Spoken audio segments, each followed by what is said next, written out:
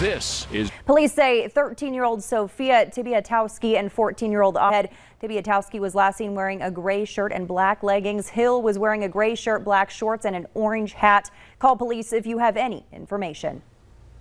And new tonight at 10, school children and Ministry of Health is pushing for weekly COVID testing for all unvaccinated children. State Health Department announced that all schools will have access to tests, including knowing that our youngest Minnesotans are not yet eligible for vaccine. COVID. Now they say schools will have autonomy in developing their individual testing needs. And we're told the Delta variant is reigniting a surge in the number of people more accessible. Valley News Team's Nishay Taylor has this story. Shots by meeting people in local neighborhoods. We want to get in our hospital with that Delta variant. We want to be able to outreach wherever we can. To help remove barriers that might prevent some people from receiving the jab. I think there's transportation, there's a lack of knowledge, there's language barriers, which can be very intimidating. Safe and comfortable about getting a vaccine. They also say the response Cried. She just didn't feel comfortable, but appreciated that we were in a space that she felt familiar with. Sanford nurses are expected to return within the next 4 weeks to give a second dose to those who visited the clinic at the Arbors. In Fargo, Nishay Taylor, Valley News Live. If you'd like Sanford to come to your neighborhood. NDSU's anti-mask petition is gaining a petition against requiring masks in the classroom has now been pushed to Monday.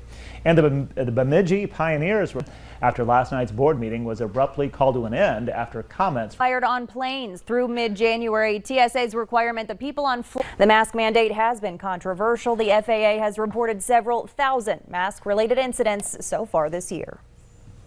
Here's Nathan with the first look at that. Nathan. Yeah, thanks. Change of weather as we go into the weekend as well. So that first alert weather day has been raised for Friday. We'll start with Tuesday, kind of set the stage for what we're expecting into Wednesday and Thursday as well. So we've got a very humid and hot air. So we're watching this front making its way through. So notice that north wind trigger for these storms in the way of this cold front. So as we go into the evening hours on Friday, do have the potential for some strong to severe storms with this setup. Now, of course, the track of this could change. The timing of this could change between now and Friday, but what we're saying is the environment is conducive for some more potent storms on Friday, and some of those showers could also linger some cool down for us as we go into the weekend. And we will see the chance of showers return Sunday night into Monday as well. So the good news is Stacy and Tom to have that first alert that the potential is there for some severe storms for Friday. All right, good. Caldor fire, which is rapidly expanding through northern California, prompting mandatory evacuations for people living in El Dorado County, which is home to more than 190,000 people.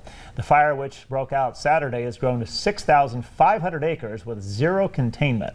Home responders say they're playing defense against the wildfire growing in northeastern, igniting Sunday afternoon. Strong winds out of the south are only causing that fire to grow. Several fire departments are helping fight the flames, but they say there's not much more they can do. Yunker Farm Children's Museum in North Fargo is the city's latest COVID casualty. The sign on the door reads, "One for filling our days with laughter, wonder, and fun." The director tells Valley News Live the museum was on a shoestring budget before the pandemic hit. Now the boiler is in need of repairs that would cost tens of thousands of dollars. Public. Well, if you use the tri-level bridge on Interstate 29, a routine inspection on Monday. The inspection will take place over a 3-day period. Will be reduced through the work zone and short delays are expected. Traffic will be reduced to 1 lane and an 18-foot width restriction will be in place. Emotional testimony of Native Americans. These people talked about missing and murdered loved ones that they've lost. John Sulling has more from Belcourt.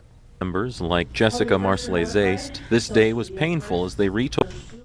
The door was broken into, so still it's closed. It's suicide. Before the State and Tribal Relations Committee. The missing and it will take a focused effort and time to unravel the cases. 4 families spoke about losing their loved one. Because it was on the reservation.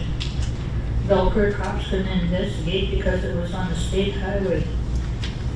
So they to Bismarck and cremated him without me. I'm John Salling reporting for your news leader. And representation on the reservation. 9 men have been arrested as did commercial sex trafficking of a minor. That charge carries a minimum sentence of 15 years in prison.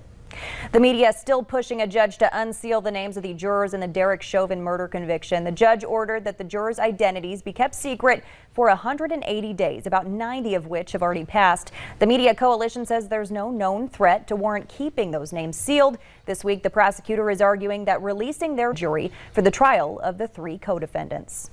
And coming up next, we catch up with a father and son team who bicycled through the state of North Dakota back in June. We'll show you where they finished their trip.